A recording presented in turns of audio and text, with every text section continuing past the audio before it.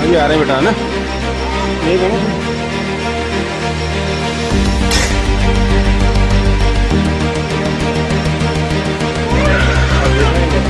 Kidnap ಮಾಡಿದವರನ್ನೇ ಅಪ್ಪಿ ಕಣ್ಣೀರಿಟ್ಟ ಗಂಡಮ್ಮ. ಅಪಹರಿಸಿದವರನ್ನ ಬಿಟ್ಟು ಬರಲು ಮಗುವೊಂದು ಹಠ ಮಾಡಿದ ವಿಡಿಯೋ ಇದೀಗ ಸಾಮಾಜಿಕ ಜಾಲತಾಣದಲ್ಲಿ ವೈರಲ್ ಆಗಿದೆ.